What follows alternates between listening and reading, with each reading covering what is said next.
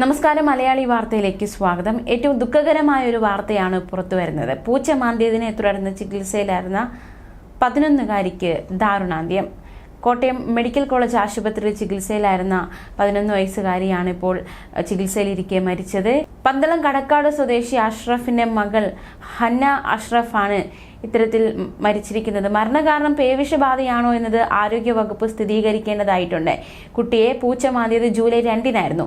പേവിഷ പ്രതിരോധ വാക്സിന്റെ ആദ്യ ഡോസും രണ്ടാമത്തെ ഡോസും കുട്ടി എടുത്തിരുന്നു എന്നാണ് വിവരങ്ങൾ സൂചിപ്പിക്കുന്നത്. രണ്ടാമത്തെ ഡോസ് വാക്സിൻ എടുത്ത ശേഷം കുട്ടിക്ക് ചില അസ്വസ്ഥതകൾ നേരിടേണ്ടി വന്നു. വീണ്ടും പത്തനംതിട്ടയിൽ ആശുപത്രിയിൽ ചികിത്സ തേടി. തുടർന്ന് ഇവിടെ നിന്നും കോട്ടയം മെഡിക്കൽ കോളേജ് ആശുപത്രിയിലേക്ക് പ്രവേശിപ്പിക്കുകയായിരുന്നു. ഇവിടെ ചികിത്സയിലിരിക്കെയാണ് മരണം സംഭവിച്ചത്. എന്തായാലും പൂച്ച മാന്തിയതാണോ അതാണോ മരണ കാരണം എന്നത് ഉറപ്പിക്കേണ്ടതായിട്ടുണ്ട്. എന്തായാലും ഈ പൂച്ച മാന്തിയതിനെ തുടർന്ന് കുട്ടി ചികിത്സയിലായിരുന്നു എന്നതും ഏറ്റവും ശ്രദ്ധേയം തന്നെയാണ്. അതേസമയം ഈ ഇടയ്ക്ക്, അതായത് പൂച്ച മാന്തിയതിനെ തുടർന്ന് പേവിഷബാധയേറ്റ് 11 വയസ്സുകാരൻ മരിക്കുന്ന സംഭവം നേരത്തെ റിപ്പോർട്ട് ചെയ്യപ്പെട്ടിരുന്നു. അന്ന് കുട്ടിയുടെ ദേഹത്ത് മുറിവില്ലാതിരുന്നതിനാൽ കുട്ടി ആശുപത്രിയിൽ കൊണ്ടുപോയിരുന്നില്ല എന്നതടക്കമുള്ള വിവരമാണ് വീട്ടുകാർ പങ്കുവച്ചത്.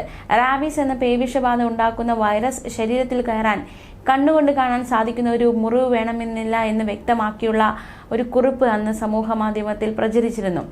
ആ കുറിപ്പ് ഇപ്രകാരമായിരുന്നു: റാബീസ് എന്ന പേവിഷബാധ ഉണ്ടാക്കുന്ന വൈറസ് ശരീരത്തിൽ കയറാൻ കണ്ണുകൊണ്ട് കാണാൻ സാധിക്കുന്ന ഒരു മുറിവ് വേണമെന്നില്ല എന്നത് പ്രത്യേകം ശ്രദ്ധിക്കുക. പൂച്ചയുടെ അല്ലെങ്കിൽ പേവിഷബാധ ഉണ്ടാക്കാൻ സാധിക്കുന്ന ഏത് മൃഗത്തിന്റെ ആയാലും നഖമൊന്ന് പോറിയാൽ മതി വിഷബാധ ഏൽക്കാൻ. കണ്ണുകൊണ്ട് കാണാൻ സാധിക്കുന്ന ഒരു പോറൽ വേണമെന്നുമില്ല. പേവിഷബാധയുള്ള മൃഗങ്ങളുടെ ഉമിനീർ ശരീരത്തിൽ പുരണ്ടാൽ പോലും വിഷബാധ ഏൽക്കാം. അതുകൊണ്ട് മൃഗങ്ങൾ മാന്തി അല്ലെങ്കിൽ പല്ലു കൊണ്ടു എന്ന് തോന്നിയാൽ പോലും നിർബന്ധമായും ആശുപത്രിയിൽ പോകണം. കുട്ടികൾ ഈ പൂച്ചകൾ പോലുള്ള വളർത്തു ജീവികളുമായി അടുത്തിടപഴകുന്നത് ഒഴിവാക്കുന്നതാണ് നല്ലത്. സാധിക്കുമെങ്കിൽ ഇവയെ ഒന്നും വീട്ടിൽ വളർത്താതിരിക്കുക. വളർത്തണമെന്നത് നിർബന്ധമാണെങ്കിൽ വീടിന്റെ അകത്തേക്ക് ഒരു കാരണവശാലും കയറ്റാതിരിക്കുക. കാരണം കളിക്കുമ്പോൾ പൂച്ച കുട്ടികളുടെ നഖം കുട്ടികളുടെ ദേഹത്ത് കൊള്ളാൻ സാധ്യത വളരെ കൂടുതലാണ്. അത് നമ്മൾ പലപ്പോഴും അറിയുകയുമില്ല. പൂച്ചയെ വീടിനകത്ത് കയറ്റരുതെന്ന് പറയാൻ വേറെയും കാരണമുണ്ട്. പൂച്ചയുടെ രോമങ്ങളിൽ നിന്നും മറ്റു അവശിഷ്ടങ്ങളിൽ നിന്നും മനുഷ്യ ശരീരത്തിൽ പ്രവേശിക്കുന്ന അണുക്കൾ ഉണ്ടാക്കുന്ന ടോക്സോപ്ലാസ്മോസിസ് എന്ന രോഗം ഗർഭാവസ്ഥയിൽ ഗുരുതരമായ പ്രശ്നങ്ങൾ ഉണ്ടാക്കുമെന്നും ശിശുവിന് വൈകല്യങ്ങൾ ഉണ്ടാക്കുമെന്നും ശാസ്ത്രീയമായി തെളിയിക്കപ്പെട്ടിട്ടുണ്ട്. പൂച്ച എടുക്കാനും കുട്ടികളെ അനുവദിക്കരുത്. എൻ്റെ പൂച്ച വീട്ടിൽ നിന്ന് മറ്റെവിടേക്കും പോകാറില്ല എന്നൊക്കെയുള്ള ന്യായങ്ങൾ വെറുതെയാണ്. പൂച്ച എവിടെയൊക്കെ പോകുന്നുവെന്നോ മറ്റേതൊക്കെ മൃഗങ്ങളുമായി ഇടപഴകുന്നുവെന്നോ മറ്റേതെങ്കിലും മൃഗങ്ങളുടെ പക്കൽ നിന്ന് മാന്തോ കടിയോ കിട്ടുന്നുണ്ടോ എന്നോ ഒക്കെ നമുക്ക് ഒരിക്കലും അറിയാൻ കഴിയില്ല. അതുകൊണ്ട് വീട്ടിൽ വളർത്തുന്ന പൂച്ചയോ പൂച്ച കുഞ്ഞുങ്ങളോ നായയോ നായ്ക്കുട്ടിയോ ആണ് കടിക്കുന്നത് അല്ലെങ്കിൽ മാന്തുന്നതെങ്കിലും നിർബന്ധമായും പേവിഷബാധയ്ക്കെതിരായ വാക്സിൻ എടുത്തിരിക്കണം. വാക്സിൻ നിങ്ങളുടെ പ്രദേശത്തുള്ള കമ്മ്യൂണിറ്റി ഹെൽത്ത് സെന്ററിലും താലൂക്ക് ആശുപത്രി മുതൽ മുകളിലേക്കുള്ള എല്ലാ സർക്കാർ ആശുപത്രിയിലും തീർത്തും സൗജന്യമായി കിട്ടും. ഒട്ടും വേദനയില്ലാത്ത തീരെ ചെറിയ സൂചി കൊണ്ട് തൊലിപ്പുറമെ എടുക്കുന്ന 4 കുത്തിവയ്പ്പുകളാണിത്.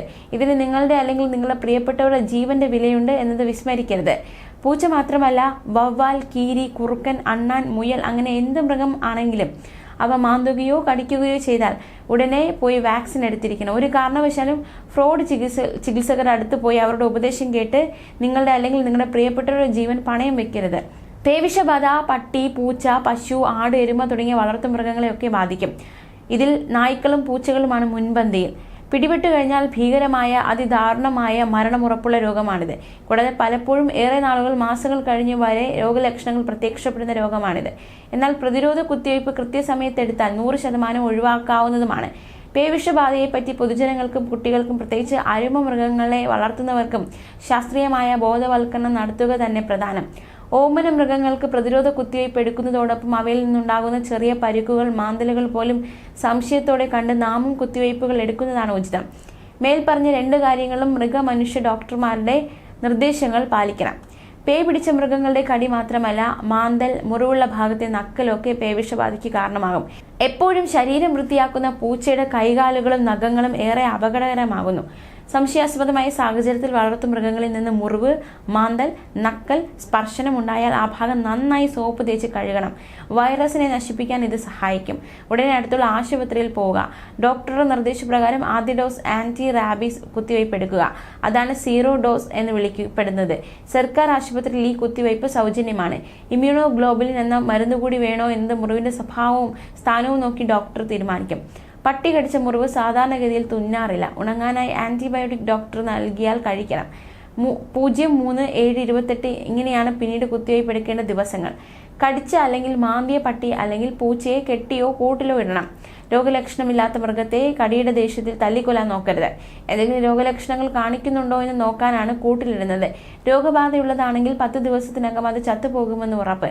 ഈ സമയത്ത് സാധാരണ ഭക്ഷണവും വെള്ളവും ഒക്കെ കൊടുക്കാം. 10 ദിവസം കഴിഞ്ഞും പ്രശ്നമില്ലെങ്കിൽ പേവിഷബാധയില്ലെന്ന് ഉറപ്പിക്കാം. കുത്തിവയ്പ് ഡോക്ടറുടെ നിർദ്ദേശപ്രകാരം പൂർത്തിയാക്കാം. വളർത്തുമൃഗങ്ങൾക്ക് വെറ്റിനറി ഡോക്ടറുടെ ഉപദേശം അനുസരിച്ച് വാക്സിൻ കൃത്യമായി നൽകണം. കുത്തിവയ്പ് എടുത്തിട്ടുള്ള പട്ടിയും പൂച്ചയും കടിച്ചാലും കുത്തിവയ്പ് എടുക്കുന്നത് ഉത്തമം. പേയുടെ കാര്യത്തിൽ പൂച്ചകൾ ഏറെ ശ്രദ്ധിക്കണം. പേയുള്ള നായയുടെ കടിയിലൂടെയാണ് സാധാരണ പൂച്ചകൾക്ക് ഈ രോഗം ബാധിക്കുന്നത്. രോഗം വന്നാൽ ചികിത്സയില്ലാത്തതിനാൽ 100% മരണത്തിൽ കലാശിക്കുന്നുണ്ട്. രോഗം 2 രീതിയിൽ കാണപ്പെടുന്നു. ക്രൂതരൂപം എന്ന ആക്രമണ സ്വഭാവമുള്ള രീതിയും മൂകരൂപം എന്ന തളർച്ച കാണിക്കുന്ന രീതിയും.